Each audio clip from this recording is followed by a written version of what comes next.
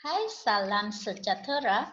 Dalam video ini kita akan membuat ulang kaji matematik topik 4 iaitu penaklukan matematik.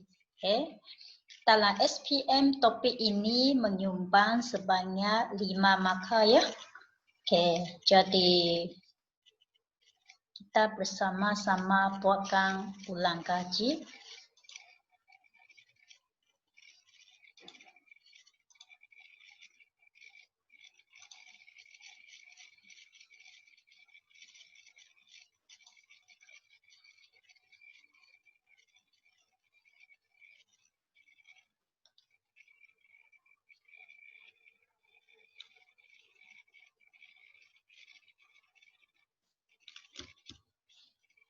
Okay.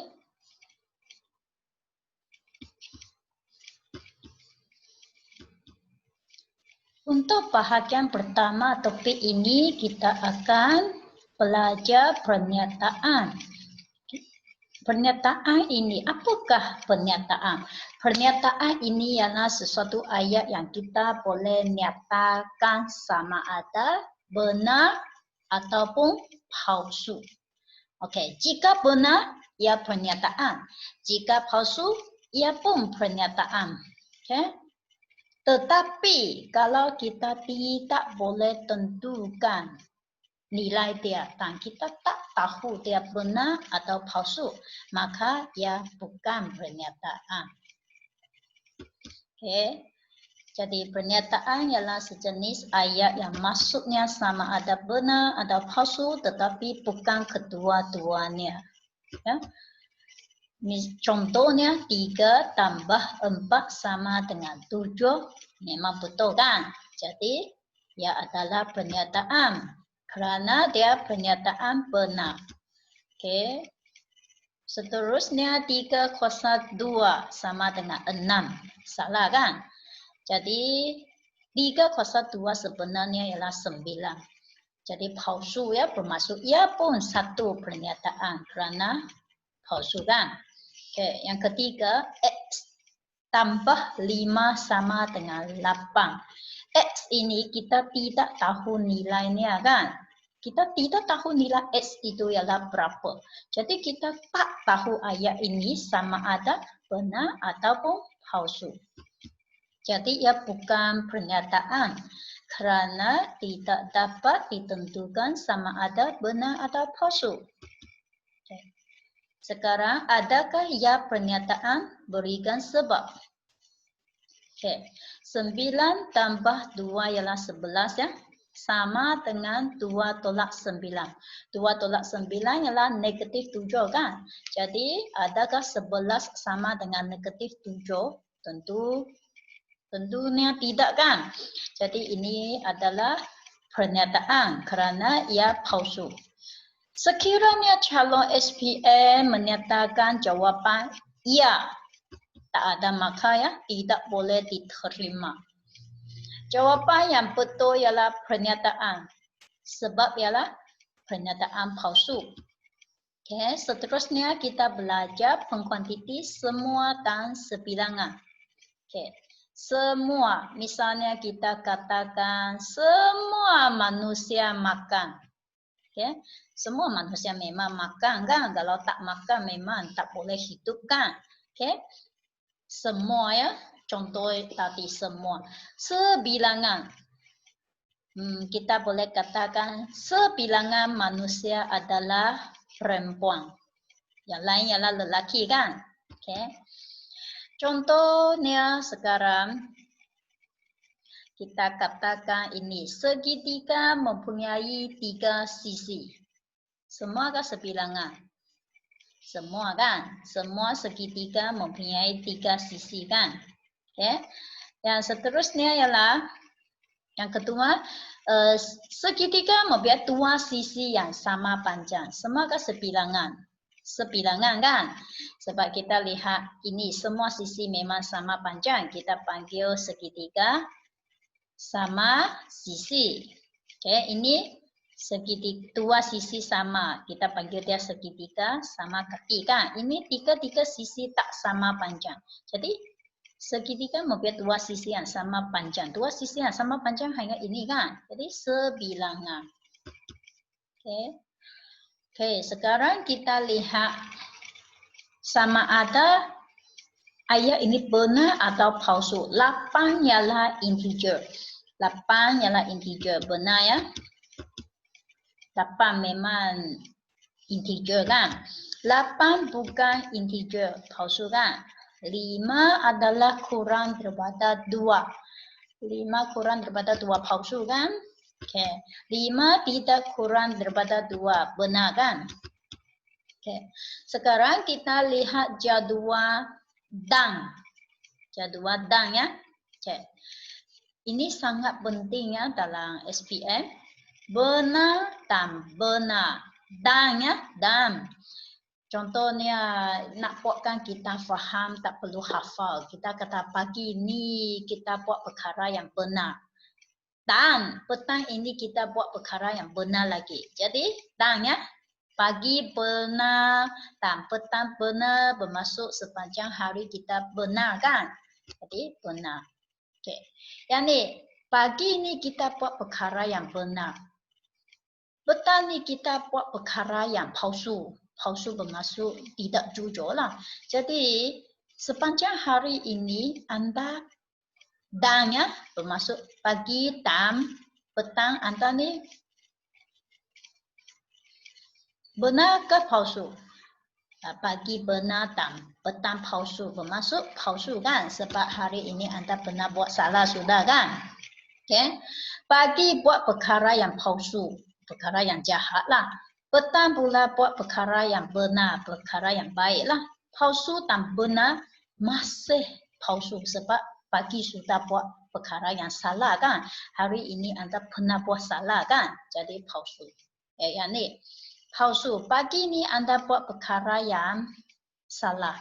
Dan petang buat perkara yang salah lagi. Sepanjang hari anda buat perkara yang salah. Jadi pagi salah, petang salah. Sepanjang hari anda buat salah. Okay? Ini ialah jadual dan. Seterusnya, cikgu berikan contoh di bawah ya.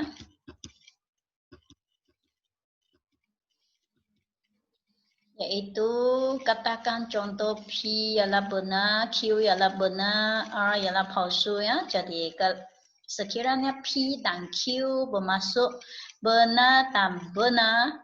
Benar kan? Pagi benar dan petang benar, sepanjang hari benar. Yang ni P ialah benar, R ialah palsu, benar dan palsu. Pagi ni benar dan petang ni palsu. Jadi hari ini anda pernah buat palsu. Okay, sekarang kita lihat jadual atau. Atau ini bermaksud pilihan ya. Anda berhak untuk memilih. Misalnya ibu membawa anda ke supermarket untuk membeli baju. Ibu tanya anda nak pilih baju merah atau baju biru? Bermaksud anda hanya boleh pilih satu kan? Okay. Jadi sekarang kita lihat benar atau benar. Suruh anda pilih. Memang semua benar, tak ada pilihan. Memanglah kita pilih benar sebab semua benar bah. Okay. Sekarang benar palsu. Anda nak pilih mana satu? Memang anda nak pilih yang benar punya kan? Palsu benar nak pilih mana satu? Pilih yang benar kan? Palsu. Tak ada pilihan. Semua palsu. Jadi terpaksa palsu. Okay. Sekarang kita nak nyatakan sama ada pernyataan berikut benar atau palsu. Okay. Jadi yang first one kita lihat 28 bahagi 7, 4. X kuasa 2Y bahagi X. Potong X dengan X jadi tinggal XY tambah 1 tambah 1. Bermaksud yang first one ini ialah benar ya. Okay. Yang second one ialah 12 ialah faktor bagi 6. Okay. Apa maksud faktor? Kita cuba lihat faktor bagi 6 ialah apa? Faktor bagi 6 ialah 1, 2, 3, 6 kan? Jadi 12 ialah faktor bagi 6 bermaksud palsu. Jadi sekarang atau bermaksud pilihan. Anda pilih benar, palsu. Pilih mana satu? Benar kan? Takkanlah Anda pilih yang jahat kan? Okey, yang kedua ini. 6 ialah faktor bagi 14. Okay. Apakah faktor bagi 14 ya? 1, 2, 7, 14 kan? Jadi 6 ialah faktor bagi 14 adalah palsu. Okay. Kanta yang kedua ini bermaksud 6 ialah kantaan bagi 12. Kantaan bermaksud sifil. Sifil 12 ialah 12, 24, 36. Jadi 6 kantaan bagi 12 memang palsu kan? Jadi palsu dengan palsu tak ada pilihan, mestilah palsu. Okay. Seterusnya kita lihat implikasi. Okay. Jika A maka B. A ini ialah interjadian, B ini ialah akibat. Misalnya cikgu kata jika S ialah nombor genap, maka S boleh dibahagi dengan 2. Jadi apakah dia interjadian? Interjadian ialah S ialah nombor genap. Akibat pula ialah S boleh dibahagi dengan 2. Okay. Ingat ya, interjadian ini ialah di belakang jika, akibat ini ialah di belakang maka. Di belakang jika ialah interjadian. Di belakang maka ialah akibat. Okay. Seterusnya kita nak tuliskan 2 implikasi. Okay. Ini memang soalan popular dalam SPM ya. Okay. P jika dan hanya jika Q boleh ditulis dalam 2 implikasi. Implikasi pertama, jika P maka Q. Implikasi kedua, jika Q maka P. Okay. Sekarang soalan yang diberikan ialah ini. Okay. Kita tahu, tuliskan 2 implikasi mesti ada kata kunci jika maka kan. Jadi jika interjadian ini tuliskan, akibat ini tuliskan di sini. Implikasi kedua hanya songsangkan sahaja. Ingat ya, belajar sering tinggalkan jika maka. Jangan tinggalkan jika maka. Contoh soalan, tuliskan 2 implikasi pada pernyataan berikut. Okay. Mesti ada jika maka ya. Jika maka untuk kedua-dua implikasi. Interjadian ini kita tulis di belakang jika. Akibat ini kita tulis belakang maka. Okay.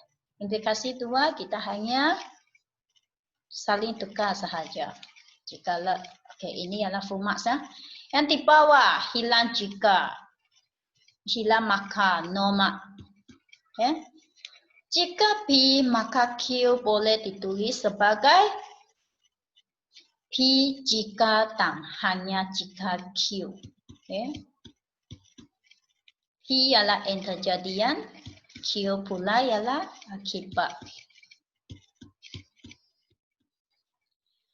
Tuliskan pernyataan matematik berdasarkan maklumat yang berikut. Diberi interjadian dengan akibat. Jadi kita tulis jika maka. Interjadian tulis di sini.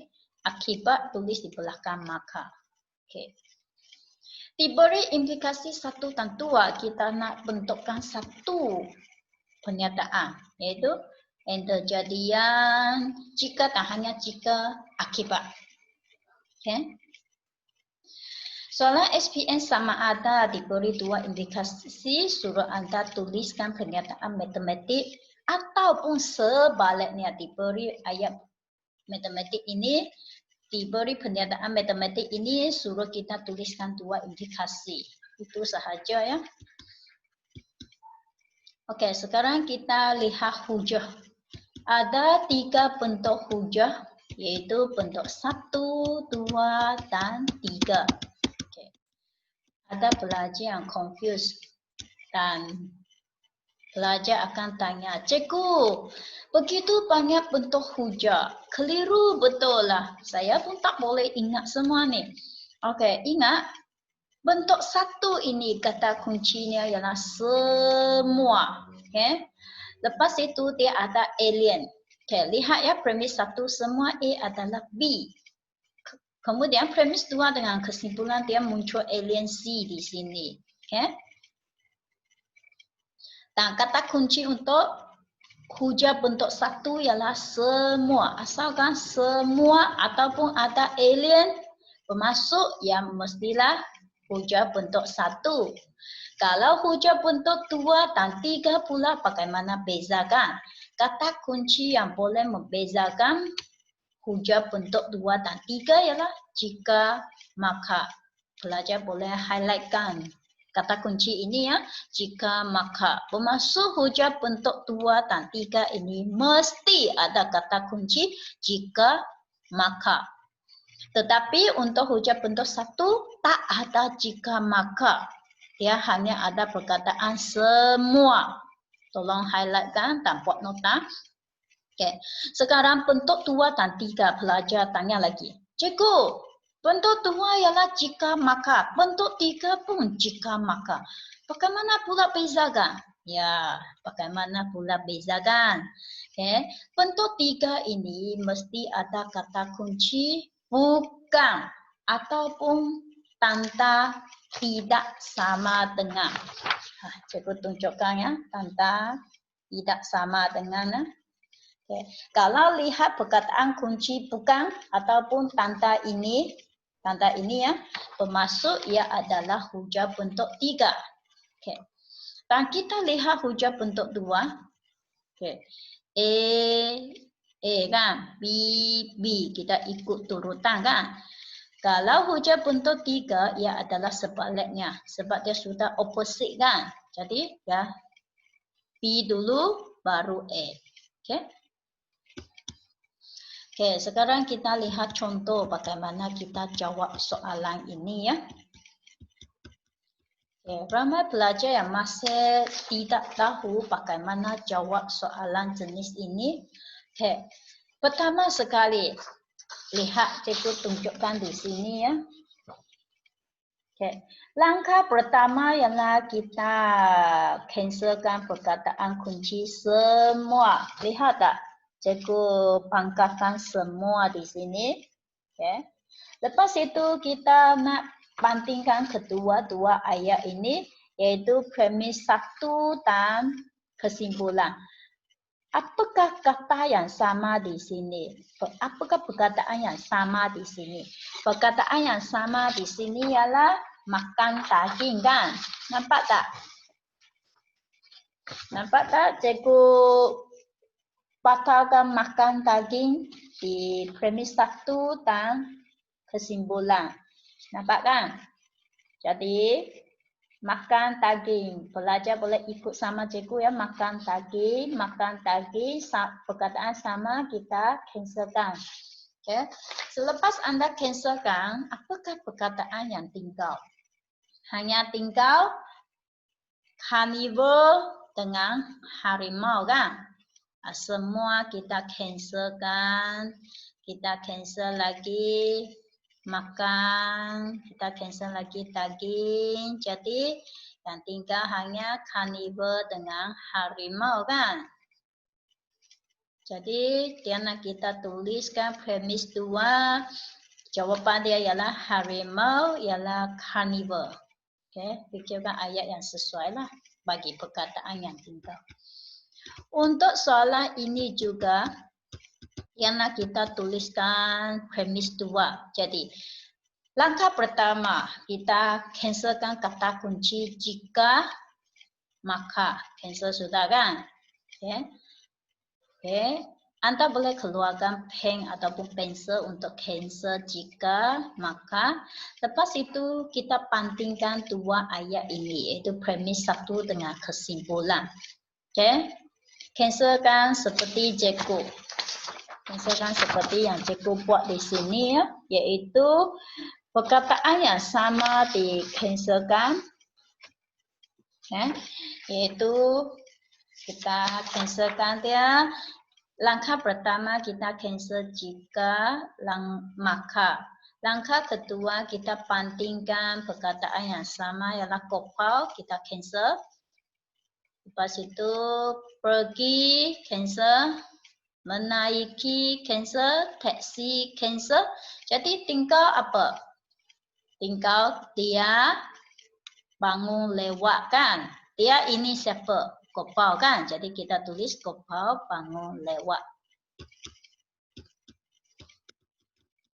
Okay. Untuk contoh yang ketiga ini sama ya, langkah dia sama sahaja. Dia nak kita isikan premis 2.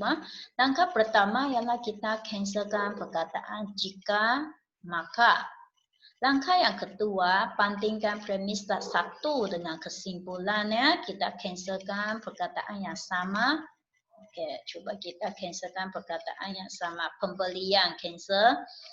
Okay. Melebihi cancel. Bermaksud sekarang tinggal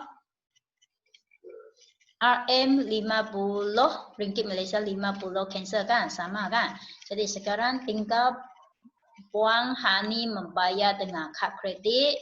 Di sini tinggal tidak. Jadi bagaimana kita combine menjadi satu ayat? Kita combine menjadi Puan Hani tidak membayar dengan kad kredit kan? Okay. Okay, misalnya ini lengkapkan hujah ini, bagaimana kita lengkapkan premis ini ya. Okay. Langkah pertama sama seperti tadi ya, jika maka kita cancelkan. Okay.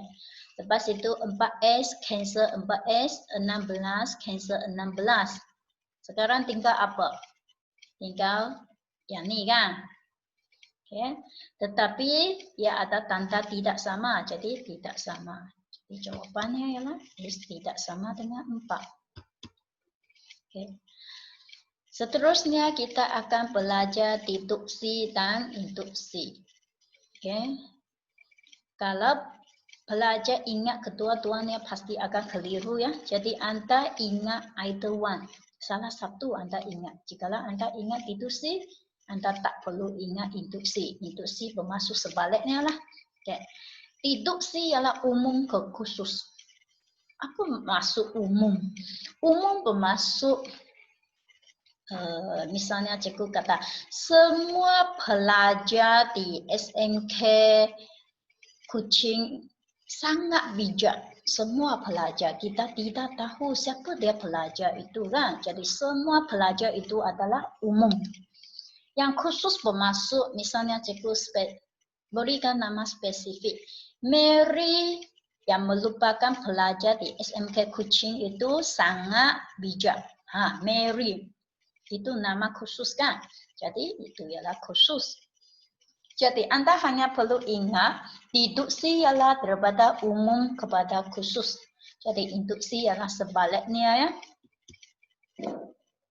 Misalnya cikgu berikan yang ni. A dengan B ialah umum kan sebab kita tak tahu nilai A dan B kan. Tetapi yang bawah ini ada nombor yang spesifik. Jadi ini adalah khusus. Maka contoh ini adalah deduksi.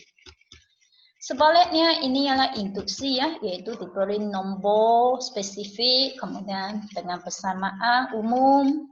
Okay. Jadi sekarang kita cikgu berikan contoh induksi. Iaitu dalam SPM anda mesti pandai tuliskan yang ini ya untuk mendapat 2 markah, iaitu 1 markah di hadapan, 1 markah lagi di belakang. Okay. Bagaimana kita tuliskan yang ni? Kita perhatikan nombor di sini. Nombor yang sama kita bulatkan 6 kan. Kemudian kurungan pun sama kan. Kita bulatkan. Jadi yang sama kita tulis keluar ya 6 kurungan.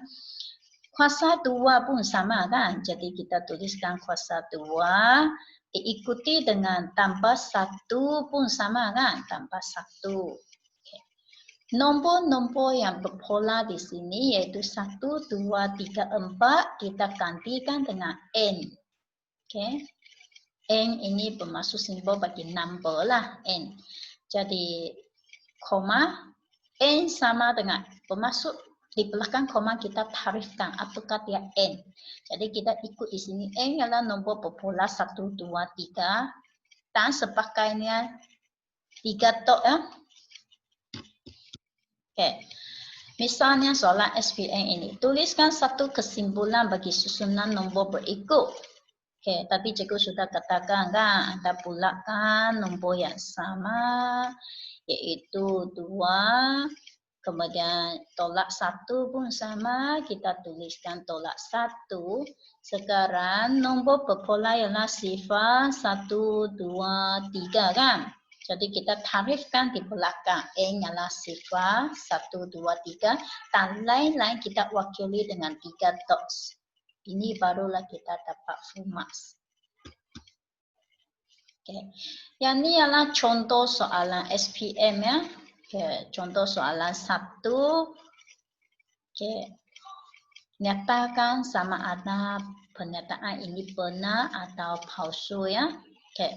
Kita tahu 3 darab 2 sama dengan 6 ialah benar ya. 3 kuasa 2 sama dengan 6 ialah palsu kan. Jadi benar dan palsu. Pagi buat benar dan petang buat palsu. Hari ini ada palsu kan. Jadi jawapan akhir ialah palsu. Okay. Yang ni 8 tolak 1 sebenarnya ialah 7 ya. Bukan sama dengan 6. Bermaksud benar kan. Atau 9 tambah 2 ialah 11 kan. 11 lebih besar daripada 12 palsu kan. Jadi palsu atau palsu diberi pilihan palsu. Okay. Yang ni tuliskan premis 2. Okay. Cikgu sudah katakan langkah pertama anda cancelkan jika maka. Lepas itu kita bandingkan premis 1 dan kesimpulan di sini. Okay. Apakah perkataan yang sama di sini? Ialah cancel 1, cancel nombor, cancel negatif, cancel. Jadi tinggal apa lagi? Tinggal X ini cancel dengan negatif 7 ya. Jadi tinggal negatif 7 lebih kecil dari sifar. Iaitu X diganti dengan negatif 7 ya. Okay. Tuliskan 2 implikasi. Ini memang soalan popular dalam SPM. Okay. Jika dan hanya jika. Jadi cikgu sudah emphasize tadi kan. Kalau implikasi bermaksud mesti ada jika maka. Jadi implikasi 1 ialah jika ini, maka ini. Implikasi 2 jika ini, maka ini. Itu sahaja. Untuk soalan ini sudah dapat 5 markah. Okay. Cikgu berikan contoh lagi untuk ini. Anda boleh cuba buat. Okay. Dan lepas anda buat, cuba anda boleh pause video ini ya. Lepas itu anda cuba buat. Dan anda bandingkan jawapan dengan jawapan yang cikgu tunjukkan. Okay. Soalan 3 pun sama, anda boleh pause video ini, kemudian anda buatkan tanpa rujukan kepada jawapan. Selepas anda siap, baru anda semak jawapan. Okay, lihat daripada 5 markah, anda boleh dapat berapa markah. Ingat ya, orang yang pandai tak semestinya berjaya. Tapi orang yang rajin dan sabar pasti berjaya. Terima kasih.